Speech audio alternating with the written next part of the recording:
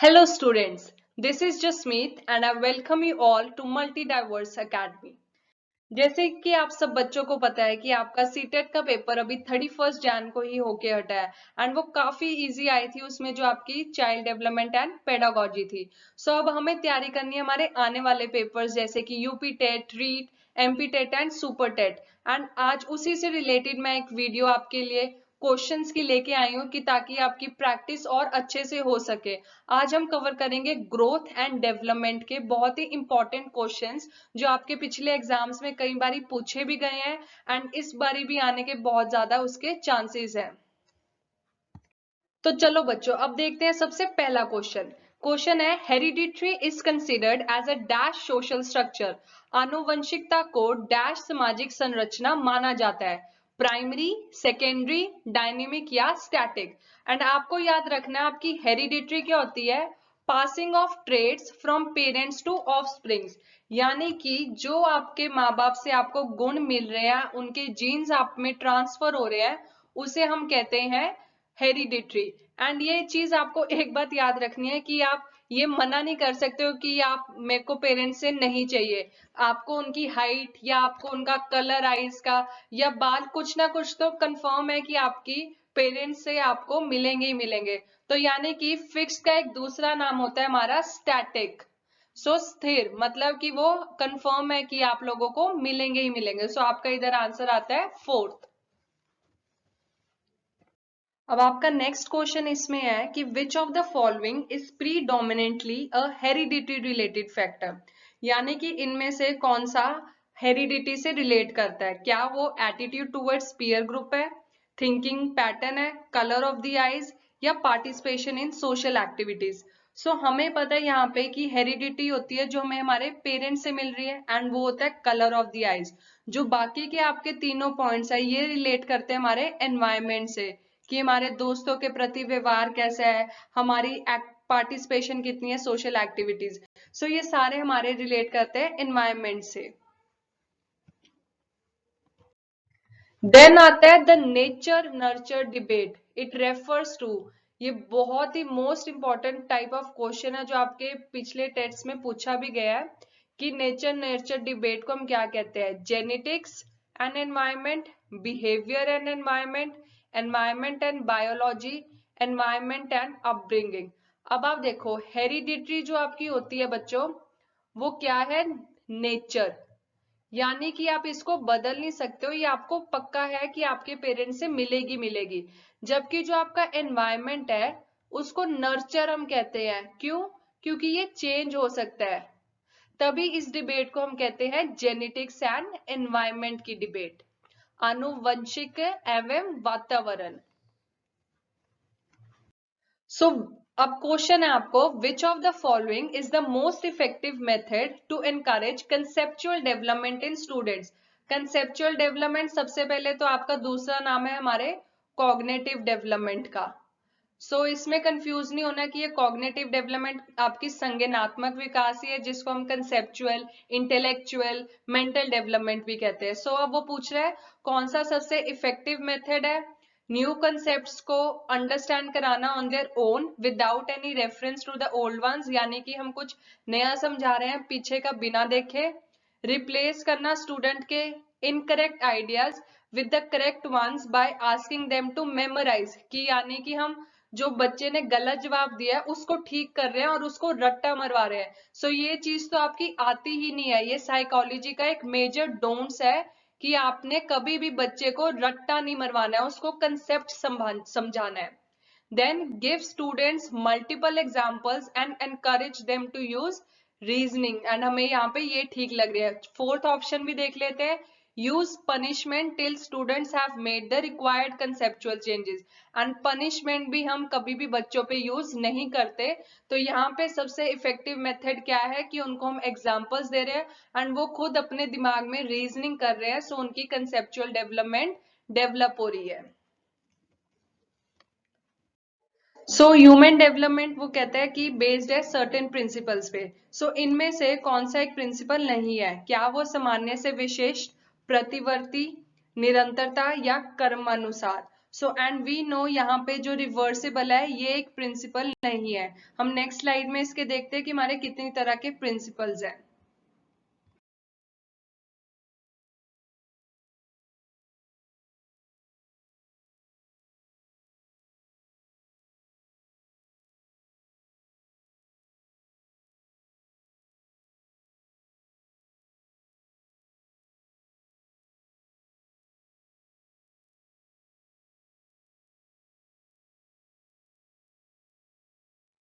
सो ये आपके सारे प्रिंसिपल्स के नाम continuity, sequentiality, modification, predictability. So don't worry, हम अपनी आने वाली वीडियोस में इस पे एक डिटेल लेक्चर पढ़ेंगे एंड समझेंगे कि हमारे प्रिंसिपल्स ऑफ डेवलपमेंट कौन कौन से हैं। So now your next question is कि अगर एक टीचर को एक बच्चे के विकास के सिद्धांतों को समझना एक शिक्षक की डैश में मदद करता है, कि अगर एक टीचर को नॉलेज है principles of development of child है कि क्या है, तो वो क्या हेल्प करेगा, उसका सोशल स्टेटस जानने में मदद करेगा उसकी, या फिर उसका इकोनॉमिक बैकग्राउंड जानने में मदद करेगा, फिर या फिर सिद्ध करेगा कि शिक्षार्थी को क्या पढ़ाया जाना चाहिए, या फाइनली फोर्थ आपका आता है effectively catering to the different learning styles of learner. तो हमें पता है कि जब भी टीचर एक बच्चे की नीड्स को ध्यान में रखता है, सो हमेशा टीचर का वही मेन एम होता है। सो इधर आपका आंसर भी यही आता है कि वो डिफरेंट लर्निंग स्टाइल्स की उनकी नीड्स को पूरा करेगा। So answer over here is fourth. ये देखो नेक्स्ट क्वेश्चन बच्चों, बहुत ही एक आपका अच्छा क्वेश्चन है। वो बोल रहा है अपनी कक्षा में व्यक्तिगत मतभेदों को पूरा करने के लिए एक शिक्षक को चाहिए शिक्षण और मूल्यांकन के एक समान और मानक तरीके, बच्चों को उनके अंकों के आधार पर अलग और लेबल करें, छात्रों के साथ बातचीत में शामिल हो और उनके दृष्टिकोण को महत्व दे, अपने छात्रों पर सख्त नियम लागू करें। अब इसमें से आपको पता है कि एक टीचर कभी भी रूल्स तो इम्पोज ही नहीं करती बच्चे पे। उसके बाद सेग्रीगेशन भी नहीं अलाउड होती, डोंट्स ऑफ साइकोलॉजी है। Then have uniform and standard ways. Uniform मतलब होता है एक समान। तो हमें खुद पता है कि बच्चा, हर एक बच्चा अपने आप में डिफरेंट होता है, सो हम उसके लिए यूनिफॉर्म मेथड तो यूज कर ही नहीं सकते, राइट? वो गलत है। सो यहाँ पे आता है कि engage in a dialogue with students, यानी कि उससे बात करो और उसके दृष्टिकोण को समझो कि वो कहना क्या चाहता है। सो टीचर को यहाँ पे इस चीज पे फोकस करना चाहिए। सो अब आपका नेक्स्ट क्वेश्चन है विच one of the following is an example of fine motor skill. पहले हम समझते हैं कि हमारी एक टाइप की डेवलपमेंट होती है फिजिकल डेवलपमेंट, जिसमें सारे फिजिकल चेंजेस होते हैं शरीर में। उसके बाद उसके अंडर आती है मोटर डेवलपमेंट, जो कि रिलेट करती है हमारी की डेवलप कैसे हमारी स्पीड डेवलप हो रही है, स्टेमिना, प्रिसिशन। एंड उसी के अंडर आते हैं अब हमारे दो तरह की motor development, gross and fine. Your gross development is related to कि आप अपने लार्जर मसल्स कैसे यूज कर रहे हो, right? And your fine motor development is related to smaller muscles. And इसका एग्जाम्पल लार्जर मसल्स का है कि आप पूरे अपने लेग्स यूज कर रहे हो, फुल आर्म्स यूज कर रहे हो। एंड इसके एग्जाम्पल है कि आप अपने सिर्फ हैंड्स यूज करते हो या फिर फिंगर्स। सो अब आप यहाँ खुद देखो आंसर, अब आपको इजिली पता लग जाएगा बच्चों कि विच one of the following is an example of fine motor skill, climbing, चढ़ाई, चलना, रनिंग या लेखन। अब आपको खुद पता है कि जो पहले तीन ऑप्शंस है इसमें आपकी फुल आर्म्स और लेग्स यूज होती है, बट जो आपका राइटिंग है, जो लेखन है, उसमें आप सिर्फ अपने हैंड्स और फिंगर्स का यूज कर रहे हो, यानी कि आप अपने स्मॉलर मसल्स यूज कर रहे हो। So your answer over here will be writing, an example of fine motor skill. Then which one of the following is correctly match, इनमें से कौन सा मिलान उचित है? Physical development, environment, cognitive development, maturation, social development, environment, emotional development and maturation. पहले तो ये चारों तरह की आपकी टाइप्स ऑफ डेवलपमेंट होती है। And environment and maturation is nothing. Environment वातावरण की कोई आपकी डेवलपमेंट हो रही है तो वो वातावरण के थ्रू हो रही है। मैच्यूरेशन होती है कि आपकी इंटरनली हो रही है। तो अब आप खुद सोचो इसमें से कौन सा ठीक मैच है। फिजिकल डेवलपमेंट वो आपकी इंटरनली है कि आपके शरीर के अंदर कोई भी चेंजेस है, सो ये आपके वातावरण से लिंक नहीं करता। कॉग्निटिव डेवलपमेंट जो आपकी बुद्धि का विकास है, वो जब आप लोगों से इंटरेक्ट करते हो आपकी लॉजिकल रीजनिंग थिंकिंग डेवलप होती है, तो ये मैच्योरेशन का पार्ट नहीं फॉर्म हुआ है। आपकी इमोशनल डेवलपमेंट वो भी जब आप लोगों से घुल मिल करते हो, तो वो एनवायरमेंट है। बट आपका जो ये सोशल डेवलपमेंट है वो एनवायरमेंट से ही रिलेट करता है, सो इसमें से करेक्टली मैच्ड आपका आता है social development. Then which of the following age group falls under later childhood category?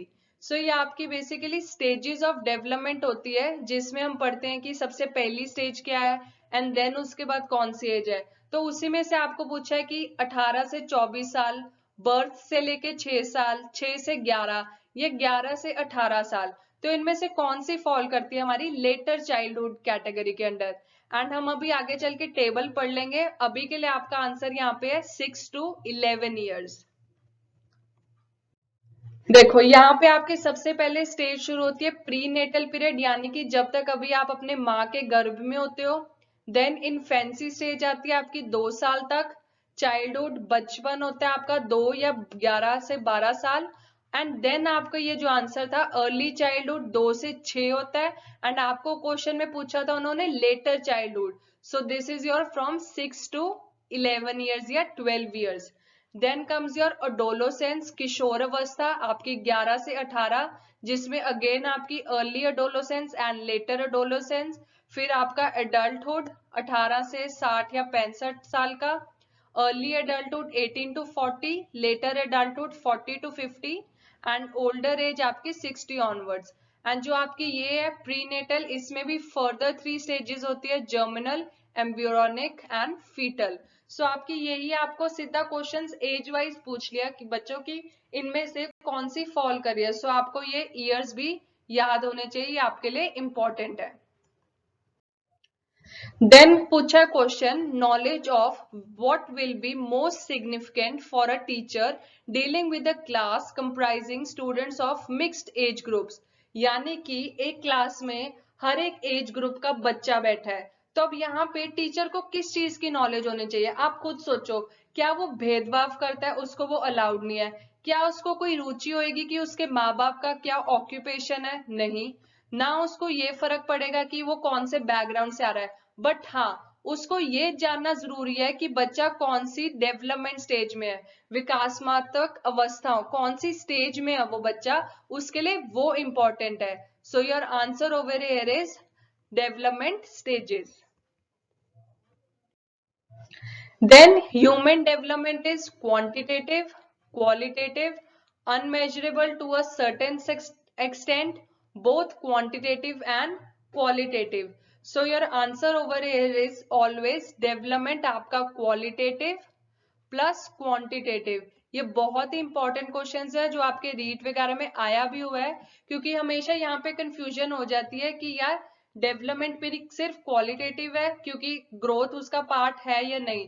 But आपको याद रखना है growth is a part of development, तभी जो हमारी डेवलपमेंट है it is quantitative as well as qualitative, मात्रात्मक और गुणात्मक दोनों। सो आपका नेक्स्ट क्वेश्चन है कि टॉय एज हम किसे रेफर करते हैं, अर्ली चाइल्डहुड को, लेट चाइल्डहुड को, या फिर बेबीहुड। एंड हमें याद रखना है कि प्रारंभिक बचपन का ये दूसरा नाम है टॉय एज। वाह वाह बच्चों, अब एक बहुत ही अच्छा क्वेश्चन आपके सामने आ गया है, जो ये ज्यादातर आपको इसी तरह के क्वेश्चंस पूछे जाएंगे क्योंकि आपका जो ये एग्जाम है ये टफ लेवल पूछता है। सो इसमें क्वेश्चन है कि there are individual variations in the rate of motor development yet the sequence of motor development is from this to this, यानी कि वो कह रहा है कि जो हमारा हर एक इंडिविजुअल डिफरेंट होता है, हमें ये तो चीज पता है, but we know this also कि जो हमारी डेवलपमेंट है वो एक सीक्वेंस में चलती है। सो वो यही पूछ रहा है कि जो मोटर डेवलपमेंट है, चालक विकास है, उसका क्रम क्या है। क्या वो प्रोक्सिमोडिस्टल से सिफोलोकॉर्डल है, ग्रॉस मोटर डेवलपमेंट से फाइन मोटर डेवलपमेंट है, फाइन मोटर डेवलपमेंट से ग्रॉस है, या सिफोलोकॉर्डल से प्रोक्सिमोडिस्टल। सो फर्स्ट एंड फोर्थ ये तो आपके दोनों आते हैं प्रिंसिपल्स में, एंड हमने पढ़ा था कि हमारी दो टाइप्स की मोटर डेवलपमेंट है, ग्रॉस एंड फाइन। सो आपका यहाँ पे अब आपने सीक्वेंस पता करना है। अब आप खुद सोचो बच्चों, दिमाग लगाओ कि जब एक बच्चा है वो सबसे पहले ना इतना छोटा अवस्था में होता है कि उसको अपने पूरे हाथों का प्रयोग करना पड़ता है एंड उसको अपने पूरे लातों का प्रयोग करना पड़ता है। तो यही बात है कि वो सबसे पहले अपने लार्जर मसल्स का यूज करता है एंड देन वो प्रोसीड करता है अपने स्मॉलर मसल्स पे। सो यहाँ आपका सीक्वेंस क्या आता है, ये याद रखने वाली बात है, gross motor development to fine motor development. Then what is the unit of heredity? Chromosome, genes, fertilized cell, zygote. अब आपको ये भी एक बड़ा अच्छा क्वेश्चन है कि हेरिडिटी तो हमें पता है, पासिंग ऑफ ट्रेड्स है फ्रॉम पेरेंट्स टू ऑफस्प्रिंग। अब आप खुद सोचो, हम जैसे कह देते हैं कि यार उसके माँ बाप के वंशज उसमें आए हैं, अंश आए हैं, सो उसको हम क्या कहते हैं, जीन्स। जो भी हमें माँ बाप से अपने मिला है बच्चों में, उसे बोला जाता है genes of parents. So your answer over here is genes. So next question is, in which of the following stages the child looks self-centered? यानी कि वो सिर्फ अपने बारे में सोच रहा है, या फिर मेरे खिलौने हैं, मेरा ओपिनियन क्या मैटर करता है, सिर्फ मेरे पेरेंट्स। सो ये एज आती है हमारी जब हम अर्ली चाइल्डहुड में होते हैं, प्रारंभिक बचपन। Then human development is divided into domains such as physical, cognitive, emotional and social, emotional, cognitive, spiritual and social, psychological, psychological, cognitive, emotional and physical, physical, spiritual, cognitive and social। यानी कि ये domains मतलब होता है कि आपकी कितनी types of development है। सो इसका आंसर आपको क्लियरली हो जाएगा, पता लग जाएगा जब आप नेक्स्ट स्लाइड देखोगे कि इसका आंसर है physical, cognitive, emotional and social. यानी कि टाइप्स ऑफ डेवलपमेंट में आता है आपका शारीरिक विकास, संज्ञानात्मक विकास, भावनात्मक विकास, नैतिक विकास, भाषा का विकास एंड सामाजिक विकास। So these are your types of development. Then understanding the principles of a development of a child helps a teacher in, यानी कि अगर एक टीचर को विकास के सिद्धांतों को समझना है, एक शिक्षक को वो क्या हेल्प करेगा, identifying the social status of a learner, identifying the economic background of the learner, rationalizing why the learner ought to be taught, effectively catering to the different learning styles of learners। यानी कि अगर एक teacher को understand करना है principles of development, तो उसके लिए ये भी जानना जरूरी नहीं है कि उस बच्चे की सामाजिक स्थिति क्या है, देन उसकी आर्थिक पृष्ठभूमि की पहचान भी नहीं जरूरत है, देन उसे ये भी नहीं सिद्ध करना है कि क्या बच्चे को पढ़ाया जाना है। उसे ध्यान में रखना है कि विभिन्न शिक्षण शैलियों को प्रभावी रूप से ध्यान रखना है। सो your answer over here is fourth. Then which of the following is a principle of development? यानी कि इनमें से विकास का सिद्धांत कौन सा है, कि डेवलपमेंट आपकी यूनिलेटरल टू बायलेटरल है, it does not proceed at the same pace for all, it is a discontinuous process, all processes of development are not interrelated. अब आपसे इसमें पूछा है इज अ प्रिंसिपल, सो आपके लिए पहला आंसर है कि it does not proceed at the same pace for all. यानी कि डेवलपमेंट हर एक बच्चे में सेम नहीं होती, वो डिफरेंट होती है हर एक इंडिविजुअल के लिए। Then which of the following is incorrect about principle of development? यानी कि अब देखो, पीछे आपको क्वेश्चन पूछा था कि कौन सा प्रिंसिपल है, इज, अब यहाँ पे आपको पूछा है नॉट। सो ये चीजों का भी आपको बच्चों बहुत ध्यान रखना है। Development depends upon maturation and learning, interaction between hereditary and environment, there are individual differences development among children, it is a quantitative process which can be measured precisely। so आपको यहाँ पता है प्रिंसिपल्स आपने याद किए हैं कि कौन सी लिस्ट है, so आपका फोर्थ नहीं आंसर, क्योंकि डेवलपमेंट हमारी क्वालिटेटिव होती है। यही थी हमारे ग्रोथ एंड डेवलपमेंट के बहुत ही इंपॉर्टेंट और अच्छे क्वेश्चंस, जिसमें से गारंटी है कि आपको क्वेश्चंस आपके एग्जाम में पक्का मिलेंगे। एंड आप चाहते हो कि इसी तरह इस चैनल पे और वीडियोस जल्दी जल्दी आए, तो प्लीज इसको सब्सक्राइब करो, बेल आइकन को प्रेस करो एंड लाइक एंड कमेंट करके बताओ कि हमें कैसा लग रहा है आपको, एंड शेयर भी करो। एंड अपनी तैयारी को ऐसे ही कंटिन्यू रखो। Thank you very much.